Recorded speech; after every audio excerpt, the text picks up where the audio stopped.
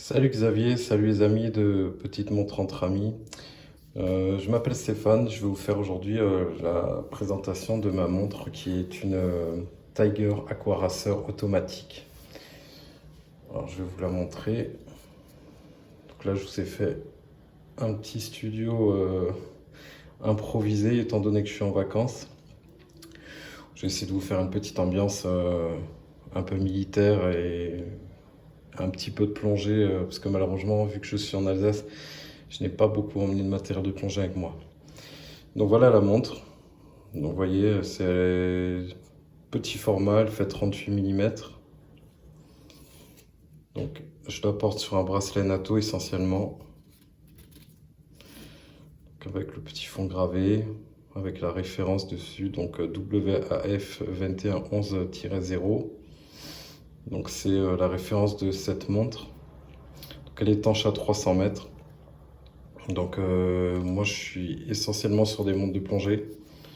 Parce que bon, ben, contrairement à beaucoup de personnes qui sont passées sur la chaîne de Xavier, qui ont des montres de plongée, qui ne pratiquent pas la plongée, moi c'est l'inverse. Donc toutes mes montres sont essentiellement pour la plongée. Je suis plongeur, je plonge depuis plus de 22 ans. Et c'est d'ailleurs la plongée qui m'a amené à m'intéresser aux montres. Et plus particulièrement d'ailleurs même à me passionner aux montres. Jusqu'à présent, j'étais sur des montres plutôt du style Suunto D6, où c'était des montres ordinateurs, évidemment qui étaient bien plus pratiques pour moi parce que ça me calculait mes paliers de plongée et c'était beaucoup plus dans le technique. Jusqu'au jour où, lors d'une plongée, d'ailleurs je me suis trompé parce qu'à Xavier j'avais dit que c'était une panne, mais non, je ne remets pas en cause d'ailleurs la marque Suunto parce que ça ce sont des très très bonnes montres de plongée, ordinateurs de plongée. C'est juste que j'avais mis le mode apnée à la place du mode bouteille. Donc ce qui a fait que bah, pendant ma plongée, en fait, il n'y a pas eu le calcul des paliers qui se sont faits. Et comme moi j'avais beaucoup confiance, un peu trop peut-être justement en la technologie, j'avais oublié de me référer aux bases de la plongée, c'est-à-dire d'avoir des tables de plongée, un profondimètre et une montre classique. Ce qui fait que en plus je plongeais seul. Alors je sais qu'il y a plein de gens qui vont dire que ce n'est pas bien, mais moi c'est comme ça que je plonge. Ça fait plus de 22 ans que je fais. Je plonge essentiellement du bord. Je fais même des petits travaux sous-marins en plus de mon métier de militaire à côté, où je travaille souvent sous les bateaux, où je fais des petites réparations. Donc je passe beaucoup de temps dans l'eau. J'ai beaucoup d'expérience. Ça n'exclut pas le fait que, évidemment, de plonger seul, ce n'est pas forcément une très bonne chose. Je ne le conseille pas. Mais bon, moi je l'ai fait, j'ai une expérience. Je plonge depuis très longtemps, voilà. Et ça n'engage que moi. Donc pour revenir aux montres de plongée, donc voilà, je me suis vraiment commencé, enfin j'ai vraiment commencé à m'intéresser aux modèles plus classiques pour replonger, on va dire à l'ancienne. C'est-à-dire avoir une plongeuse qui me permet d'avoir toutes les informations dont j'ai besoin. Donc une lunette tournante, des Luminova qui me permettent d'avoir quand même une bonne lisibilité sous l'eau.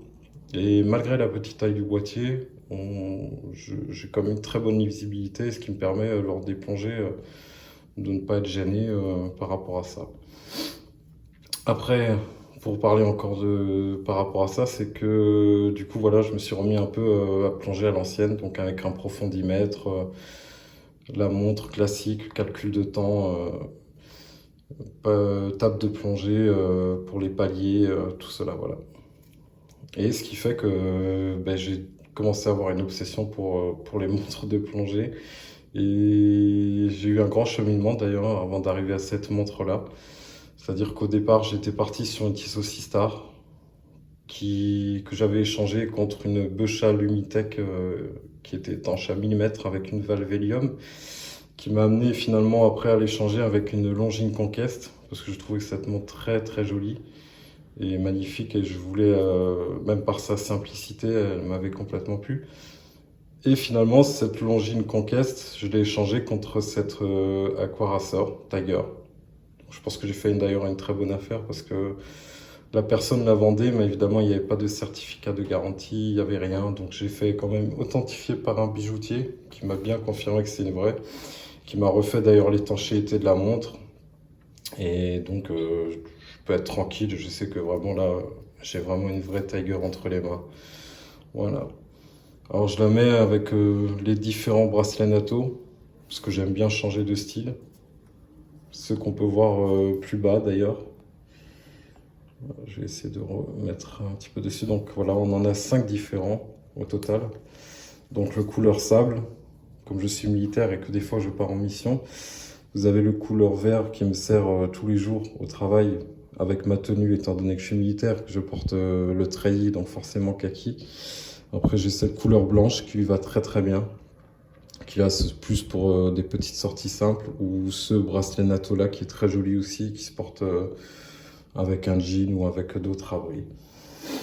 Alors si j'avais un petit adjectif pour qualifier cette montre, je sais que c'est quelque chose qui est très cher à Xavier.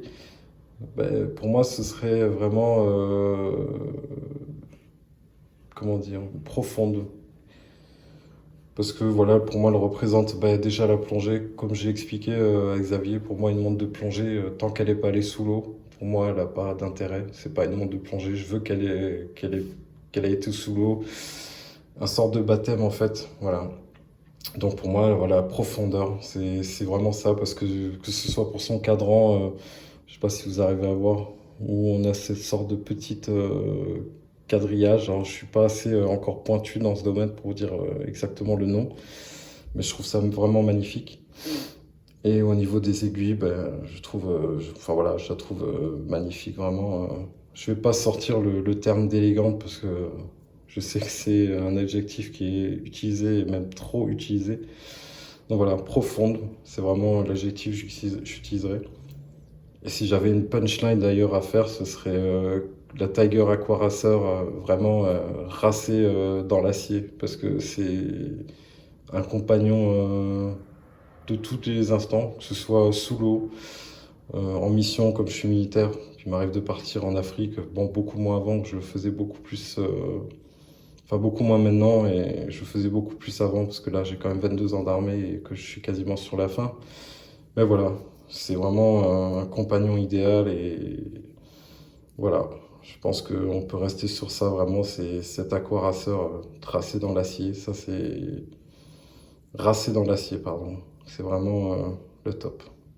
Voilà, ben, j'espère que cette petite présentation vous aura plu, et je vous souhaite une bonne journée à toute la communauté, et n'hésitez pas à commenter d'ailleurs, et à liker évidemment pour la chaîne de Xavier quand même, qui nous fait passer des bons moments, même à l'étranger quand on est loin.